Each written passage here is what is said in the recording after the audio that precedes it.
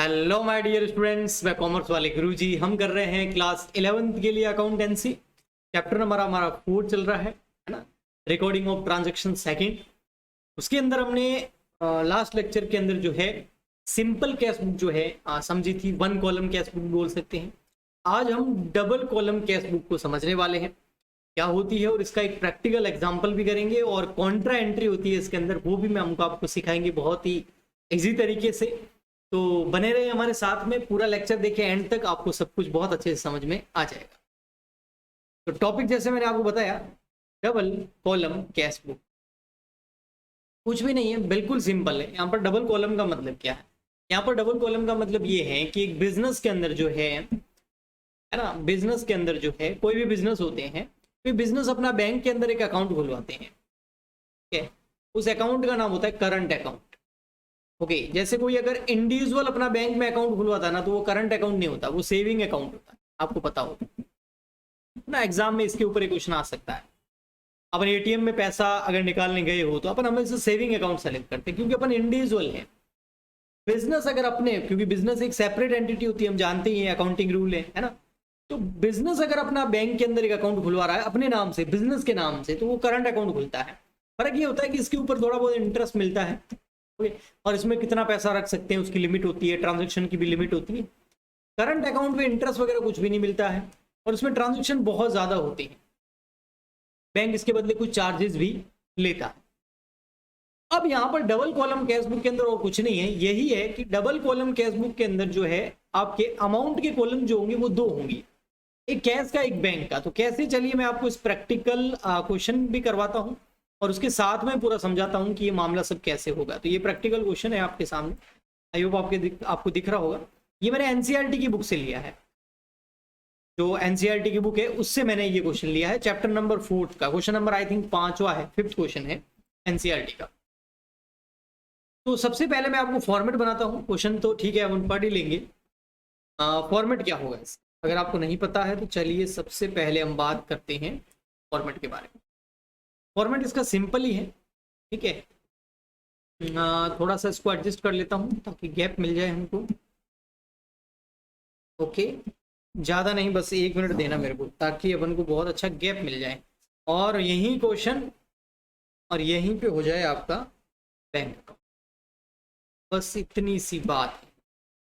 Okay, ये हो गया बस। हाँ ठीक है, अब ठीक है, थोड़ा सा क्वेश्चन ऐसा हो गया। अब यहाँ पर हम बना देते हैं, ये रहा देखो, ये है हमारा bank account, 2 column bank account. अब इसमें 2 कॉलम का मतलब क्या है वो भी आप समझिएगा। यहाँ पे क्या होगा बेटा, जो आपके पहले हमने सिंपल कैश बुक जो इससे पहले लेक्चर किया, उसमें ओनली कैश अकाउंट ही होता था एक। यहाँ पे क्या होगा, कैश अकाउंट भी बनेगा और बैंक अकाउंट भी बनेगा, 2 अकाउंट बनेंगे, मतलब 2 कॉलम बनेंगे, कैश एंड बैंक अकाउंट। जैसे हम अगर जनरल एंट्री से लेजर बनाते थे तो हम क्या करते थे, कैश का अकाउंट अलग बनाते थे, बैंक का अलग बनाते थे। यहाँ पर क्या कर दिया, दोनों को शामिल कर दिया है, और कुछ नहीं। और यहाँ एक सिंपल सा बन जाएगा हमारा एलएफ, छोटा सा, और यहाँ आ जाएगी आपकी डेट। ऐसे कैसे, इस साइड में भी ये हो गया आपका बैंक का कॉलम, के बाद में यहाँ हो गया आपके कैश का कॉलम, ये छोटा सा सिंपल सा हो गया आपका एलएफ, और ये हो गया आपका डेट। तो सिंपल कैश बुक के अंदर और इसमें क्या डिफरेंस देखा? इसमें डिफरेंस सर साफ है, ये देखो अभी बताते हैं आपको। यहाँ आएगा डेट, यहाँ आ जाएगा पर्टिकुलर, यहाँ आ जाएगा एलएफ, और यहाँ कैश। इतना तो हम पहले ही करते थे, इधर भी वापस वही डेट, सिंपल कैश बुक में इतना ही था, एलएफ और यहाँ कैश का कॉलम। अब यहाँ क्या होगा, डेबिट साइड में भी ये कॉलम बनेगा बैंक का, और क्रेडिट साइड में भी ये कॉलम बन जाएगा बैंक, क्योंकि बैंक के साथ ट्रांजैक्शन थोड़े ज्यादा हो रहे हैं इसलिए ऐसा करते हैं। कि ऊपर आपको कैश बुक ही लिखना है ना, 2 कॉलम वगैरह ऐसा कुछ भी नहीं लिखना, ओनली आप कैश बुक लिखिए। 2 कॉलम हमको दिख रहा है ना, एक कैश का कॉलम हो गया, एक बैंक का कॉलम हो गया, तो उनको साफ साफ दिख रहा है भाई 2 कॉलम वाली बन रही, उसमें कोई ऐसा है नहीं। ओके, आपको दिख नहीं रहा है, थोड़ा सा इसको मैं और छोटा कर, अब आई थिंक आपको पूरा एकदम क्लियर दिखेगा। हाँ सर, चलिए क्वेश्चन स्टार्ट करते हैं। वैसे मैंने आपको बता दिया कि एनसीईआरटी की बुक का क्वेश्चन है, क्वेश्चन नंबर 5 है। आप एनसीईआरटी बुक अगर आपको नहीं मिल रही है तो वो कहाँ मिलेगी वो भी मैं बता दूंगा आपको इस लेक्चर के एंड में। पहले ये क्वेश्चन कर लेते हैं। क्वेश्चन नंबर 5 है उसका, prepare double column cash book with help of following information for number 2006। हमारा 2016 ईयर है, कौन 2016। सबसे पहले ऊपर ईयर लिख देते हैं, बार बार लिखना नहीं पड़े।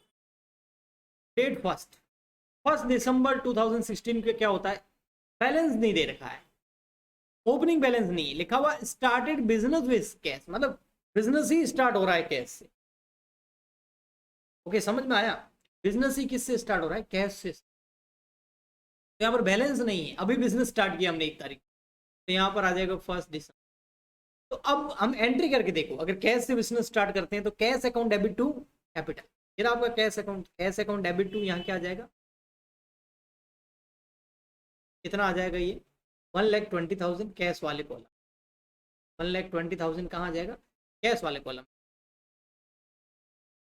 अच्छा अगर चेक से स्टार्ट किया होता तो ये 1,20,000 बैंक वाले कॉलम में। एक्चुअल में आप इतना समझ ले, अगर कैश और बैंक में अगर कंफ्यूज नहीं होना चाहिए, तो कैश मतलब आपकी जो शॉप है या आपका जो बिजनेस है उसके अंदर जो ड्रॉ नहीं होता, गल्ला नहीं होता जिसके अंदर हम पैसे डालते हैं। ध्यान से सुनना, ये चीज आपके बहुत काम आएगी, आगे सारे कंफ्यूजन दूर हो जाएंगे जो मैं अभी बेस बता रहा हूँ। जब भी कैश की बात आए तो आप समझना कि वो गल्ला नहीं है आपका, गल्ला होता है ना, ड्रॉ होता है ना, जिसके अंदर कोई भी दुकानदार पैसे रखता है। आप किराना की दुकान पे जाओ, अगर फॉर एग्जांपल सब जाते हैं, तो वहां पर हमने कुछ चिप्स या बिस्किट लिया और उसके बाद में दुकानदार ने क्या किया, वो पैसे लिए और बैंक में जमा कराएंगे, नहीं वो कहाँ जमा करा दिए, गल्ले के अंदर। बाद में जब उसके पास थोड़े ज्यादा पैसे इकट्ठे हो जाएंगे तो वो क्या करेगा, अपने किसी एम्प्लॉय को भेजेगा और जाके भाई बैंक में जमा करा। बैंक का मतलब है का जो बैंक अकाउंट है उसके अंदर पैसे जमा, और कैश का मतलब है वो जो गल्ला है या उसकी जो जेब है कस्टमर बिजनेसमैन की, उसके अंदर पैसा जमा। दोनों में ये फर्क है। अब आप समझिएगा, इसने बोला कैश से बिजनेस स्टार्ट किया, यानी कि उसने अभी तक बैंक में पैसा नहीं जमा कराया। उसने कहाँ जमा कराया बेटा, गल्ले के अंदर पैसा। पैसा आता है तो डेबिट में, जाता है तो क्रेडिट में, चाहे वो कैश में हो, गल्ले से आए, गल्ले में आता है तो डेबिट करेंगे। बैंक में भी अगर कहीं से पैसा आता है, उस बिजनेस के बैंक अकाउंट में कहीं से पैसा आता है तो डेबिट, गले से पैसा जाता है तो क्रेडिट, और बैंक अकाउंट से भी अगर कहीं पैसा जाता है तो क्रेडिट। अब आइए थर्ड पर, कैश पेड इनटू बैंक। अब ध्यान से सुनो, कैश पेड इनटू बैंक। अब कैश का मतलब मैंने क्या बताया, वो गल्ला। अब दुकानदार क्या कर रहा है, बिजनेसमैन क्या कर रहा है, उस गल्ले को खोल रहा है, वहां से 50,000 रुपीज निकाले और जाके कहाँ जमा करा रहा है, बैंक के अंदर। तो मुझे आप बताओ, कैश यानी कि उस गल्ले से पैसे गए कि नहीं गए। 120 पड़े थे पहले रखे थे, अभी 50,000 वहां से निकाल लिए ना, 50,000 वहां से निकाल दिए, तो कैश से तो पैसे गए। कैश मतलब वो गल्ला, उस पैसे वहां से निकल गए क्योंकि हम बैंक में जमा करा के आ रहे हैं। वहां से पैसे गए यानी कि कैश से पैसा जा रहा है तो हम क्रेडिट में लिखेंगे, है ना। तो यहां हम लिखेंगे 3 दिसंबर बाय, कैश से पैसे गए कितने। अच्छा ये पैसे कहाँ जा रहे हैं, तो कहाँ लेके जा रहे हैं, राम को दिए, श्याम को दिए, सैलरी दी, रेंट दिया, क्या बैंक में जमा कराने जा रहे हैं। चलो भाई समझ में आ गया, कैश से पैसा गया। ओके सर, पैसा कहाँ गया, बैंक में। किसके बैंक में, हमारे खुद के, हमारे बिजनेस जो है उसका नाम का जो बैंक अकाउंट खुला हुआ उसमें हमने जाके जमा कराया। जैसे फॉर एग्जांपल आपकी मम्मी के पास में 50,000 रुपए पड़े हैं, वो बोलती है चलो मैं मेरे बैंक अकाउंट में जमा करा, तो क्या हुआ, मम्मी की जो अलमारी है उससे पैसे गए और उसके बैंक अकाउंट में मम्मी के पैसे आ गए। समझ में आया, तो किसी को पेमेंट थोड़ी किया है, बस इस जेब से निकाले इसमें डाल दिए, यही है। ये जेब गल्ला है, ये जेब हमारी बैंक है। क्या मतलब, यहाँ गले से तो पैसे चले गए, कैश से तो चले गए तो क्रेडिट में लिख दिया, लेकिन बैंक में पैसे जा रहे हैं कि आ रहे हैं, बैंक अकाउंट में तो पैसे प्लस हो रहे हैं, वहां तो आ रहे हैं, तो बैंक में पैसे रिसीव हो रहे हैं तो डेबिट में लिख देंगे बैंक में कितना। ओके कौन सी डेट, 3rd। और कहाँ से आए, बैंक वाला, बैंक में पैसे किसने, हमने जो बैंक में 50,000 रुपये जमा कराए हम लोग किसने दिए, किसी ने नहीं दिए भाई, हमारे गले से आ रहे हैं, लिख देंगे कैश। तो जब एक डेट पर एक ही ट्रांजैक्शन की कैश एंड बैंक दोनों में एंट्री हो जाती है तो उस एंट्री को बोलते हैं हम कॉन्ट्रा एंट्री। और LF में हम उसके आगे C लगाएंगे, यानी कॉन्ट्रा एंट्री। तो बोलते कॉन्ट्रा, सॉरी, आपको कॉन्ट्रा एंट्री समझ में आ गई है। आगे चलते 5 December 2016 purchase goods from Susmita. Susmita से 20,000 रुपीज का गुड्स परचेज किया। पैसे गए, गुड्स परचेज करेंगे तो पैसे जाएंगे ना, बट बेटा कैश में परचेज नहीं किया ना। सर कहाँ लिखा हुआ कैश में परचेज नहीं, तो कहाँ लिखा हुआ कि कैश में परचेज किया? ओनली जब नाम आ जाता है। इतनी सारी जनरल एंट्रियां करके आए हम। अगर आपने वो सारे लेक्चर नहीं देखे हैं तो आप प्ले लिस्ट में जाइए, कॉमर्स वाले गुरुजी जो चैनल है उसमें प्ले लिस्ट बनी हुई है, वहाँ पर क्लास 11 अकाउंटेंसी का आपको फुल कोर्स मिल जाएगा, या फिर एक डेबिट एंड क्रेडिट वाली क्लास भी मिल जाएगी आपको, वहाँ पर आप जनरल एंट्री सीख सकते हैं। यहाँ कहीं नहीं लिखा हुआ है कि कैश का ट्रांजेक्शन हुआ, ओनली सुस्मिता का नाम आ गया है, उसके साथ कैश नहीं आया, इसका मतलब उधार है। उधार है मतलब परचेज तो कर लिया लेकिन पेमेंट किया ही नहीं, गले से पैसे गए ही नहीं, बैंक से पैसे गए ही नहीं, ना चेक दिया ना पैसे दिए उसको कैश में, ना पैसे गले से गए, ना चेक से गए, ना बैंक से गए, तो फिर इसकी कोई एंट्री कैश बुक के अंदर नहीं करेंगे। इसकी एंट्री हम कहाँ करेंगे? या तो परचेज बुक के अंदर या फिर जनरल के। Next 6 January, sold goods to Dinkar and received a cheque 20,000। हमने एक दिनकर नाम का व्यक्ति था, उसको हमने इस बार गुड्स परचेज नहीं किया, इस बार सेल किया, और दिनकर ने हमको कर्रारे नोट नहीं दिए भैया। दिनकर ने हमको नोट नहीं दिए, दिनकर ने हमें क्या दिया? चेक दिया। सिर्फ इतना लिखा का मतलब हमारे साथ क्या हुआ? हमारे साथ फॉर एग्जांपल के लिए ये है गुड्स, ये गुड्स हमने दिनकर को दे दिया, और दिनकर से हमें क्या मिला? दिनकर से हमें मिला ये चेक, ऐसा चेक दिनकर से हमें चेक। मेरा पर्स कहाँ है? उसमें चेक रखा हुआ था, पर्स मैंने पता नहीं, वरना मैं आपको चेक दिखाता कैसा हो। वैसे आप जानते होंगे चेक कैसा हो, पर्स पता नहीं मैंने कहा है। चलिए कोई बात नहीं, ये चेक मान, तो दिनकर को मैंने गुड्स दे दिया, मतलब जो भी मेरे बिजनेस करता हूँ जिस चीज का, वो मैंने दिनकर को दे दिया, और दिनकर से मुझे ये चेक, मैं बिजनेसमैन हूँ, मेरे पास चेक पड़ा है, मैं दुकान में खड़ा हूँ, मान लेते किराने की दुकान है अपनी, फर्स्ट क्लास चलती है आजकल किराने की दुकान है। जब से कोविड आया है किराने वाले के तो मजे हो गए, तो गुड्स ले गया वो, चेक दे के नहीं लिखा हो, सर चेक का क्या करूँ? कोई, मैं आपसे पूछ रहा हूँ क्या करूँ? मैं बिजनेसमैन हूँ, मेरे पास चेक पड़ा है, मैं मेरे गले के पास में खड़ा हूँ, काउंटर के पास में।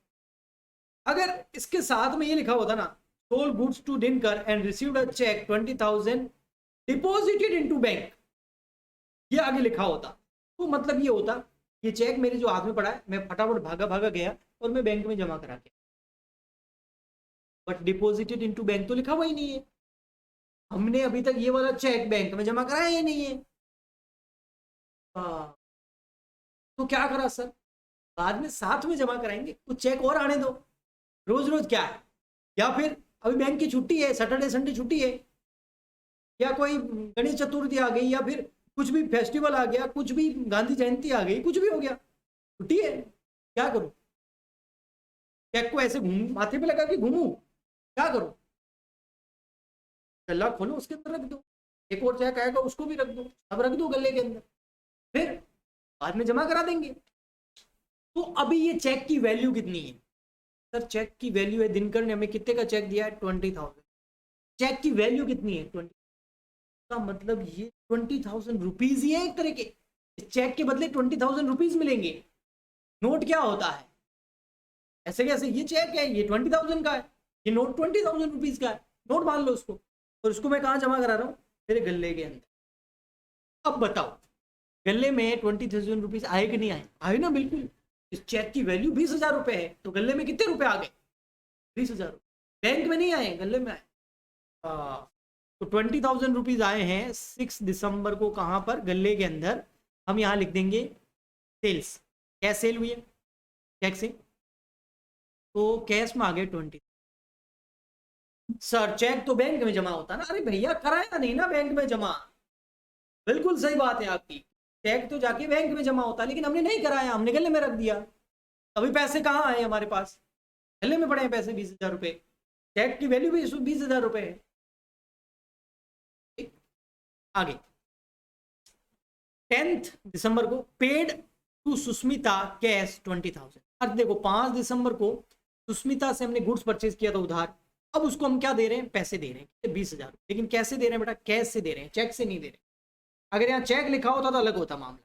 तो यहाँ क्या होता, 10 दिसंबर बाय सुष्मिता, सुष्मिता सेन। तो सुष्मिता अकाउंट कैश लिखा हुआ है, सुष्मिता को कैश में पे किया है 20,000, ये मैं कैश में लिख रहा हूँ। अगर ऐसे लिखा होता ना चेक से पे किया है तो मैं बैंक में लिख देता।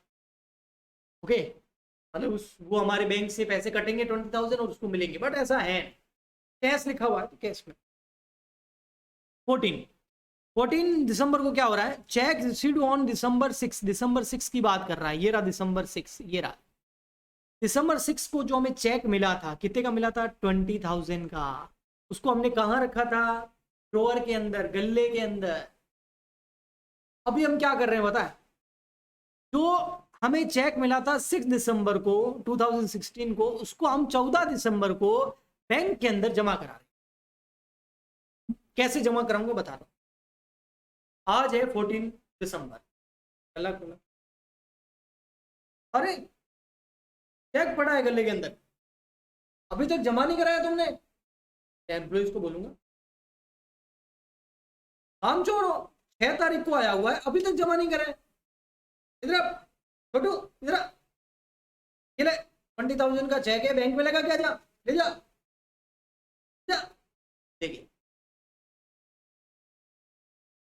गले से जो 20,000 रुपए थे वो चले गए, कहाँ चले गए, बैंक में। तो हमारे यहां से कितने रुपए गए कैश से, हमारे यहां से रुपए गए भैया बाय 20,000। कहाँ से गए, कहाँ गए, बैंक को गए। गल्ला से 20,000 निकाले ना, आपके सामने निकाले, ऐसे क्या करते हैं, निकाले ना। गल्ले से 20,000 रुपए कम हो गए, गल्ले से 20,000 गए, और बैंक में 20,000 रुपीज आ गए। डेट क्या, 14, कहाँ से आए, कॉन्ट्रा। अगर कोई हमें पैसे देता है और हम गले में रखते हैं वो भी कैश है, अगर कोई हमें चेक देता है और हम गले में रख देते हैं वो भी कैश है, दोनों में ज्यादा फर्क नहीं। नेक्स्ट 18 को सोल्ड गुड्स टू रानी, रानी को गुड्स सोल्ड किया हमने 12,000 रुपीज। बहुत अच्छी बात है भाई, रानी को गुड्स सोल्ड किया, लेकिन कैसे किया, उधार या नकद, यानी कि क्रेडिट पे या कैश में। तो कुछ नहीं लिखा हुआ, ओनली रानी लिखा हुआ, कैश नहीं लिखा हुआ, तो भाई क्रेडिट पे किया है तो इसकी कोई entry. Cartage paid in cash 500, cartage pay किया है 20 दिसंबर को बाय कार्टेज, कितना 500, कैश पे पे किया है तो कैश में। रिसीव्ड कैश फ्रॉम रानी, जो रानी को हमने गुड सोल्ड किया था ना, उससे हमें क्या मिला है बेटा, चेक नहीं मिला है, कैश मिला है। वैसे चेक भी मिलता ना तो भी हम गले में ही रख देते, कैश मिल रहा तो भी गले में ही रख रहे। यहां आ गया हमारा 22 दिसंबर को टू रानी, रानी से हमें कैश मिला कितना, चेक मिलता और गले में रख देते अगर हम तो भी इधर ही लिखते और 12 ही लिखते और टू रानी लिखते, बट अगर वो चेक हाथों जमा करा दे तो फिर इधर नहीं आता। Received commission received 5,000, commission received हो रहा है, कुछ नहीं लिखा हुआ तो कैश में रिसीव्ड हो रहा है, टू कमीशन कितना 5,000। Draw cash for personal use, personal use के लिए हम पैसा निकाल रहे हैं, कैश निकाल रहे हैं, मतलब गले से निकाल रहे हैं, बैंक से नहीं निकाल रहे। कितना है 30 को बाय ड्रॉइंग, पर्सनल यूज तो समझती हो, बस कुछ नहीं। अब तो आपको टोटल करनी है इन दोनों की, आइए करते हैं। यहाँ की डेबिट की टोटल कर लेते हैं पहले कैश कॉलम की, 1,20,000, 20,000, 12,000 और 5,000, ये आ गया 157। और इधर देखो इतने 157,000 रुपीज हमारे, 1,57,000 रुपीज हमारे पास आए, गए कितने 50,000 एक गए, 20,000 एक गए, 20,000 एक गए कैश से गले से है ना, 500 एक गए और 2,000 एक, टोटल गए 92,500। इन सब की टोटल कितनी है 92,500, तो लेस कर दो इधर 92, बाकी आ जाएगा बैलेंस। भाई अभी गले में कितने पड़े हैं 92, अभी पड़े हमारे पास सर 64,500, बैलेंसिंग। चल आजा अकाउंटेंट बेटा, आजा गले में देखते हैं भाई कितने पड़े हैं, तेरी कैलकुलेशन सही है कि नहीं है वो देखते हैं। चलो खोलो गला। 150 खोला, गिने गिने गिने 64,500 बिल्कुल सही है सर। ओके, यहाँ आ रही है बैंक में पैसा पड़ा 70,000 और बैंक से हमने कोई पैसा दिया ही नहीं, किसी को हमने चेक दिया नहीं, उल्टा लिया, तो जिसकी वजह से 70,000 ये आ गया बैलेंसिंग। तो हमारे बैंक के अंदर 70,000 रुपीज़ पड़े हैं और हमारे गले में 64,500 रुपीज़ पड़े हैं। टोटल बात करें तो अभी हमारे पास में टोटल रुपए हो गए 1,34,500। ये हो गई आपकी 2 कॉलम कैश बुक का एक सिंपल क्वेश्चन और कॉन्ट्रा एंट्री का एक सिंपल क्वेश्चन। आने वाले लेक्चर के अंदर मैं थोड़ा सा आपको अच्छे क्वेश्चन भी कराऊंगा। इसके अलावा अगर आपको ये जो मैंने अभी क्वेश्चन कराया है कि अगर आपको नोट्स चाहिए, मतलब ये पूरा आपको पीडीएफ में चाहिए अगर आप, तो आप क्या करो, हमारा टेलीग्राम चैनल है कॉमर्स वाले गुरुजी, जैसे हमारे चैनल का नाम क्या है, यूट्यूब चैनल का कॉमर्स वाले गुरुजी, इंस्टाग्राम आईडी भी है ये कॉमर्स वाले गुरुजी, ऐसे कैसे टेलीग्राम चैनल भी है कॉमर्स वाले गुरुजी। तो वहाँ जाके आप सर्च करना @कॉमर्स वाले गुरुजी, कॉमर्स वाले गुरुजी के आगे @ लिखाना और बिना स्पेस के लिखना कॉमर्स वाले गुरुजी। टेलीग्राम चैनल आएगा, ज्वाइन कर लेना। आज क्या डेट है, ये मैं रिकॉर्ड कर रहा हूँ 12 सितंबर को। इस डेट को आपको ये वाले नोट्स मिल, ओके। तो आप अगर बाद में देख रहे हो तो ऊपर थोड़ा सा स्क्रॉल करके देखना, इस डेट पे आपको ये नोट्स। इसके अलावा अच्छा लगा है, अच्छा समझ में आया तो लाइक करें, शेयर करें, सब्सक्राइब करें, सपोर्ट करें, कमेंट करके बताएं। हम मिलते हैं नेक्स्ट वीडियो में। आज के लिए इतना ही, तब तक के लिए गुड बाय एंड